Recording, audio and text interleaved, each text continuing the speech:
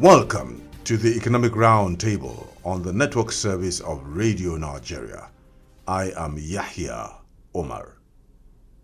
On this edition of the program, we shall have a conversation on the economic merits of getting children more involved as interns as a way of charting a career path for them. Yaseer Abdullahi, an educationist, writer, and a public affairs analyst, is our guest. Welcome to the program. Thank you so much for having me. Getting more children involved, because I know some of them are already doing that as interns. What would that entail as an educationist? Okay, so for starters, there's a high rise in tech when it comes to education with children today. And what we've come to realize is a lot of kids want to do a million things at the same time, but then they don't have the avenue to do those things. So if you prepare an internship program for kids to hop around different professions, it makes it easy for them to not just learn about it, but be involved in it.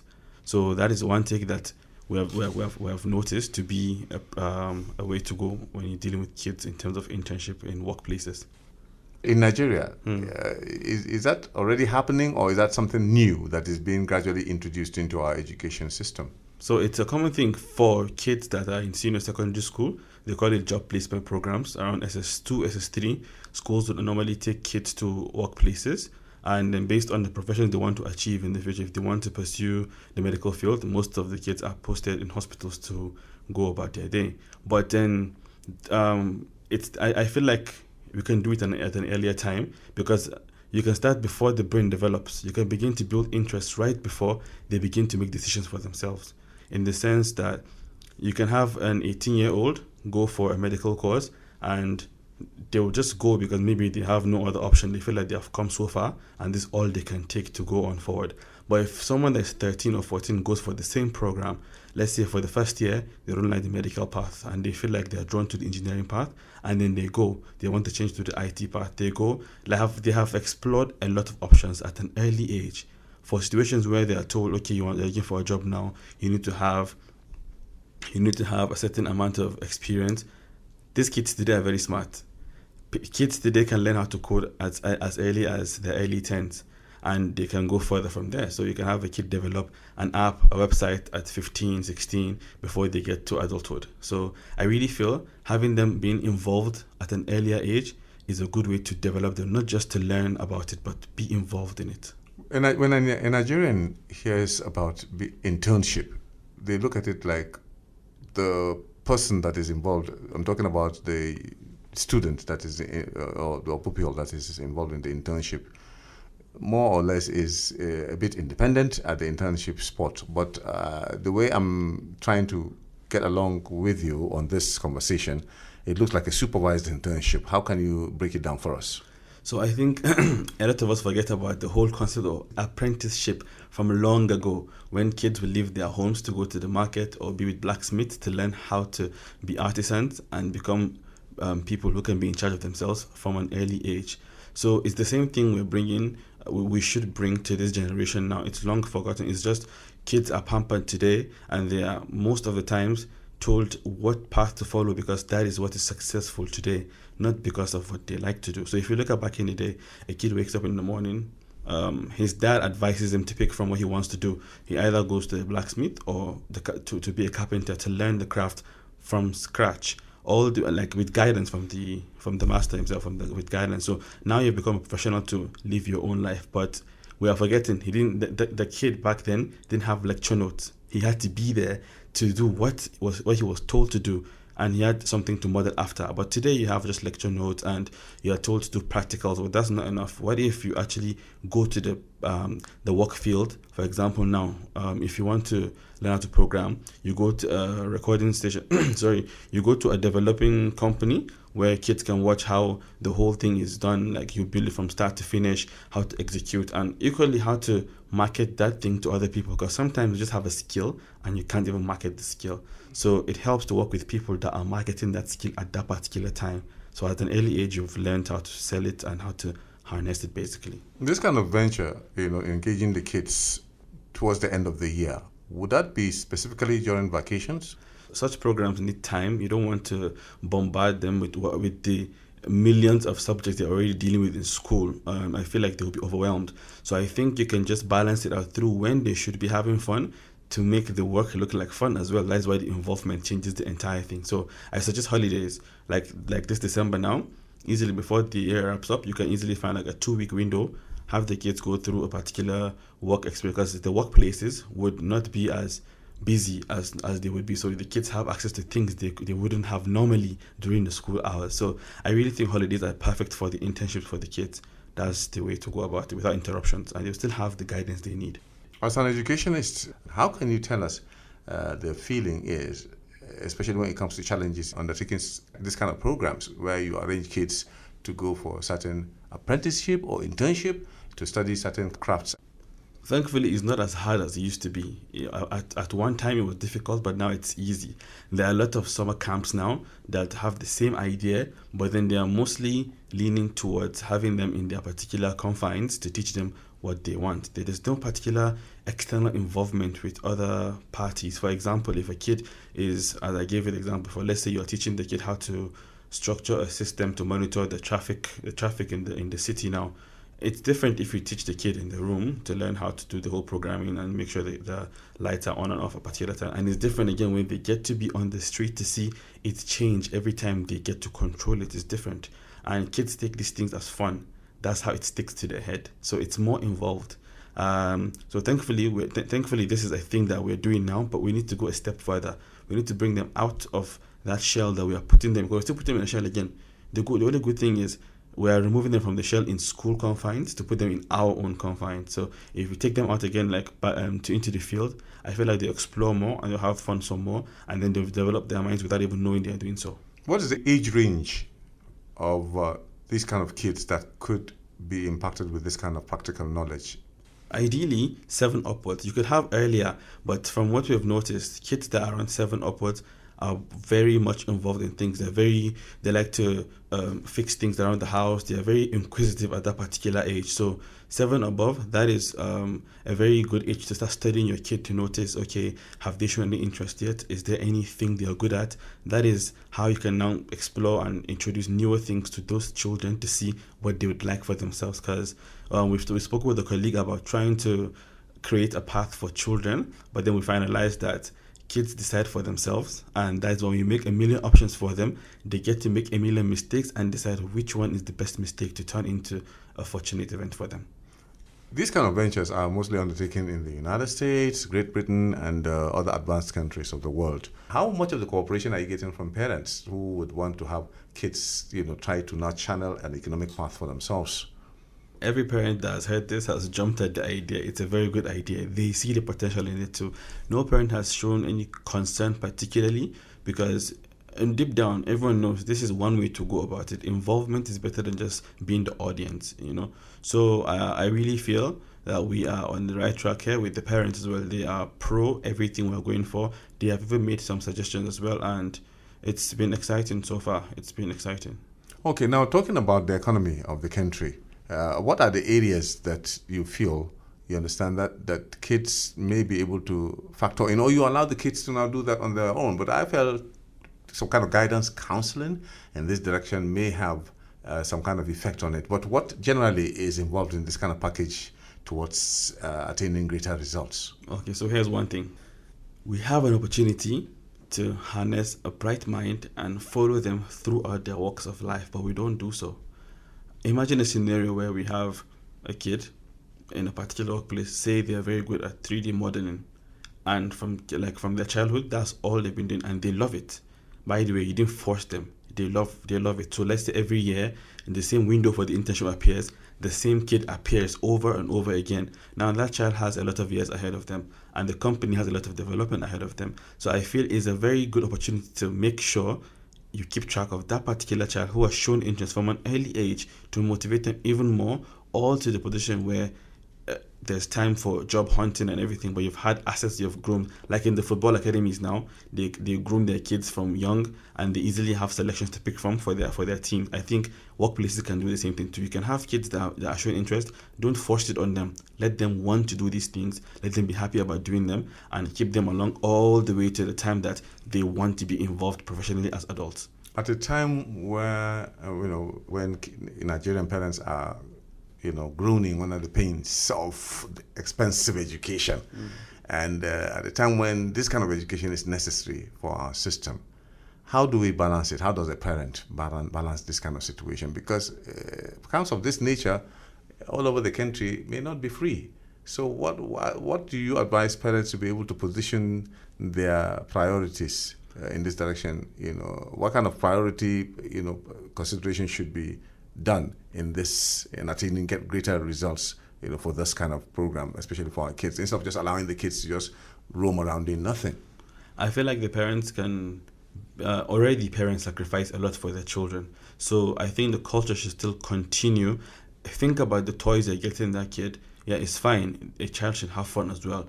Now, also think about what that money you've shelled out for this particular program, like, would do for the kid. I think it's a very easy direction to follow. So over the time, we believe that when parents include their kids in such programs, I feel like the companies involved as well, they might want to have a similar program to have kids come in sponsored by them. It's just that a lot of things, one person has to make the first move. No one is making the move now. But I feel like if this occurs like 4 or 5 times, there will be eyes on the project, and I feel like people would want to be involved more. Even the companies themselves, they would definitely set up youth camp programs to groom kids from young all the way to when they need to work professionally. Now that this kind of orientation is coming into Nigeria, how much of the liaison are you having, and how successful is it? Automatically, schools would never compete with you when you do this. They want to be the ones doing it. They're the school after all. That's the ideology they have. They don't picture the point of it as you people have done the hard work and you're going to make it easier on them to have a collaboration. So majority of schools we've approached with this idea, they either try to snake around to try to do their own similarly, but it doesn't work.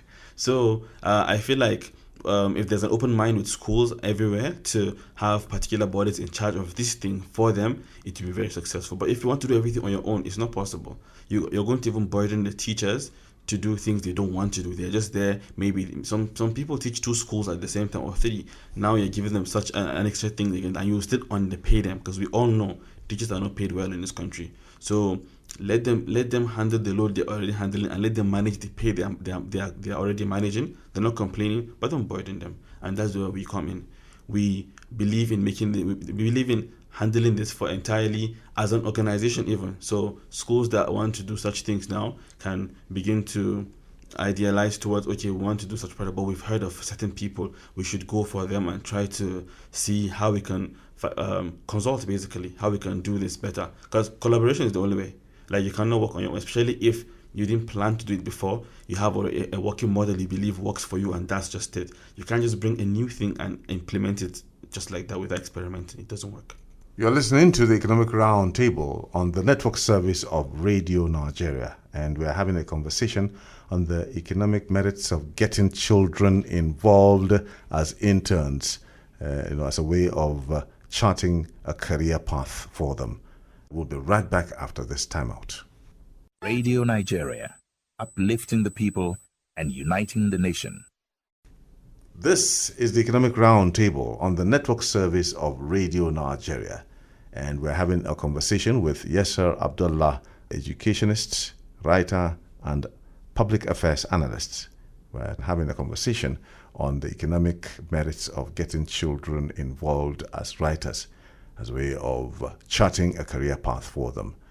This kind of model with regards to educating children is kind of new in this part of the world. We're glad to hear that the government is gradually going to be training social workers that will be working in hospitals to take care of the aged, so that people can have more jobs, but this time around with training on how to handle sort of stuff. So in this kind of situation where you have children with challenges and children that are okay, how do you share the roles? So you mean as the participants? Participants, yes. Okay, so already there are bodies that do that already. We've met with a couple. They actually have a special ed system completely for those special children. So I feel like when it comes to such things, you don't want to delve into things you're not versed in. So collaboration, as I keep saying, is one thing that should go for. So they know how to deal with these people, and you have how a structure. You have a working structure. So when you sit down together and compare and work together to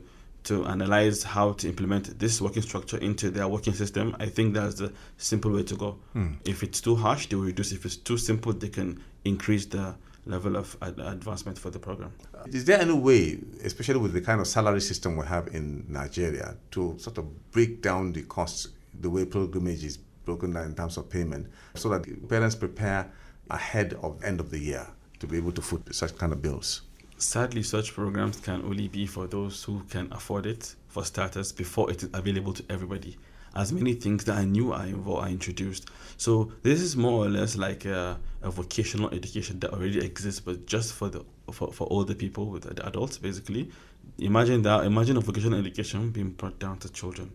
And I feel like parents already have focus in spending around the kids' needs, overall education, welfare, everything else. So I believe like such programs wouldn't cost as much. They will make a difference compared to having them getting involved in a full program. It's just a holiday program. They get involved and they're back home. I don't think it's as tasking as it will be on the regular finances and expenditures. I don't think it will be as bad. With time, wouldn't that be a good idea to say, okay, parents can now begin to gradually sort of pull in, little by little kind of, scrappy funds in order to, at the end of the year, make sure some of their kids or all of their kids attend such programs? It's like I mentioned before concerning the companies that the kids will be working in, for starters. So those companies can equally partner with the parents, and if they've enjoyed working with the kids for a while, they can easily discount such things and set up a program for particular departments, because some departments might be sensitive for children. So I think with the collaboration of organizers and those offices, those workplaces, it's simple to set up plans for parents who want to subscribe to such plans. And that is why I told you earlier that if the kid has options to go through, multiple options to experiment until they find what they want, it makes it easier for them. And if they find what they want, it's an even easier task. You know what you're going back for every day. As an end-of-the-year education program, I understand, all the kids would be sort of moved, in a vehicle to certain workplaces to see how those things are done. Do you advise parents to package their food? Okay, so for starters, the program itself is not just focused on the internship. It's still the same 2-week program where the kids will have access to exploring their... Why do the organizers of this kind of programs, limit it to a certain, time frame, like 2 weeks, 3 weeks? What do you take into cognizance before you say, okay, it's 2 weeks or 3 weeks? Like, what is the deciding factor? Okay, first of all, the 2-week program for a December holiday is the only realistic window to have such programs. And when you have a curriculum, you can easily tone it down or expand it based on the time frame that you have. So there are some things that can be accelerated, some things can be excluded completely. That is why there is a time frame always. It helps you to organize the content of the delay that you want to deliver. So, for example, now, the same thing that we can do in December and we can do for a month easily, because you've known how to expand it and reduce it on your own. So for starters, this particular thing, we have set up different compartments and of different schedules to groom them in terms of confidence, other skills, right before the internship thing would come. So when the internship comes around, they're using everything they've learned, random things to combine at once that will be relevant to them in every field they go to. They will remember, okay, I did this before, and we have to write a report they have to write a report for the organization so that we can see what they've done and what they've learned from it and how they refer to the other things they've learned before. And then it continues over and over again. You come, you learn different skills, you go for internships, and then you see how you implement those skills into your day-to-day activities. And that's what I told you. It's nice to have them explore multiple fields using the same experiences because they're developmental experiences. Now, as we gradually coast towards the end of the conversation, let's begin to look at the ability for some kind of feedback. How do parents know that their children are better than they were before they left home? Oh, it's very easy. Those activities I told you that would start from the beginning, there is always a project they take back home. And for those they can't take back home, there are recordings to be sent to their parents on their WhatsApp. So they're always kept along, and if there's a report that needs to be made, maybe the kid needs help here and there, they have that as well. So it's just a normal feedback loop. Is it possible for educationists to organize a program in such a way that the kids will go for the program and then come back home and stay over, be taken care of all through the night? Some kids like attention through the night and everything, and then come back in the morning again, continue their program, and then come back later, just like they go to school and coming back. Is it possible, or how is it? Especially in terms of coming back home and going back to the area of study. I think that one is easier on the parent, and also for the, sometimes they're still children. We have to remember they still love home. That's why when we start them young, you also need to consider the fact that they want to be next to mommy and daddy most of the time, or their siblings or their video games. You want the child to have access to what they already have access to, while they're adding new things to their life. If you exclude that for them, you're asking for trouble, because you're making them make choices that are hard for them, and children don't like difficult choices. They want things to be easy for them. That's why you spoon feed the kid before they get to be their own person in the future.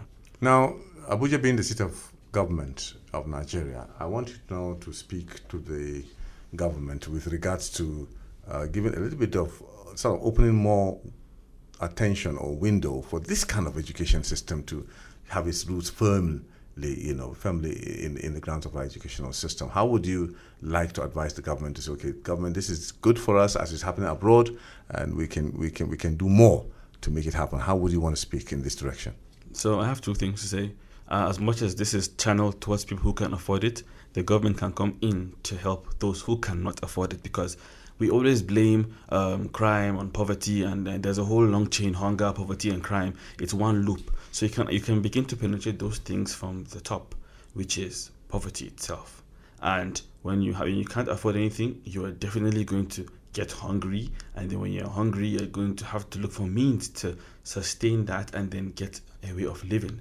So if at an early age you find such kids that are, because most of them they are groomed in that society, they grow up because their father has been a top criminal in the neighborhood. He wants to live up to his father's name, and that's the way of life. His friends want to be like him because that's how life is. That's how good life gets. So if you can involve more in the less privileged societies and have them do such things and promise them an opportunity to work afterwards, because even the ones that have gone and are privileged don't have jobs to do. So that's a big problem. Sometimes learning so much skills, it's not as good as it would have been if you have a working system. So I think they can also provide systems where after such events are done, there are windows where these kids can either be given funds instead of their own organizations to work together and produce things for themselves, or they can be included in places where they are certified to work under them based on the quality they've been taught throughout these programs.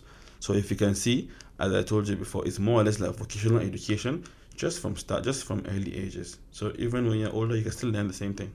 And do you have challenges of parents trying to sort of impose on you the direction they want their kids to follow? Like, please, yes, at the end of your program, I want my kid to be more interested in medicine because I want my kid to be a doctor, or I want my kid to be a lawyer. How do you contend with this kind of challenges where parents want to impose their will, especially with regards to the direction they want their kids to follow? I want my child to be a lawyer and stuff like that. So we don't believe in that. Like, if we have a parent that is moving towards that direction, we'd rather not work with them, because what's the point of stifling someone that has potential to be an artist and you're forcing them to be an engineer? You're actually stifling the creativity there. So we believe in harnessing creativity in all manner. So I feel like we'd rather have a therapy session with that parent to understand why they need to let their kid make a million mistakes to find out what they're good at. Sure, you want them to do medicine, would offer it as an option there to see if they're interested in it or not. But we can't just force them to just do that, because we have particular set of programs we'll be doing per batch. Not like would have. That's why it's recurring. So like, let's say for this year you do medicine and financial literacy. Another year you do something else. So I feel like some kids might want to, I had a good time last time, I want to learn this new thing again. So I think that's the way to go about it. Let them explore all the options that are available, because that was killing us. We just have one direction of mind of thought. You think this is what works for me, it have to work for you too. That's it. And just like they say, medical journalism, this is more like educational tourism, medical tourism, and now educational tourism being brought back into the country. As you said, this will help our foreign exchange. Instead of allowing the dollars to fly abroad, we should keep it within the system. Could you expatiate on that? So recently we noticed that some kids from Kano were sent out for internships. For studies actually, fully funded. Well, that's really good for the government to look out for such kids to go have a better education. But that's the problem I have. Why does out there have to mean better education? Why can't it be here in our own country? In the sense that so much money is put out for each of these kids to go out there to go to establishments that are working. You can equally use that money to set up an establishment here, have those kids study here, and import all those good quality teachers that are out there to come here and train our own teachers as well, and then we can have a working system. I think like these are the things that will save us as a country, so we don't have to be believing that, yes, I need to go out, I need to make it out there. You can make it in here as well. You should make it in here.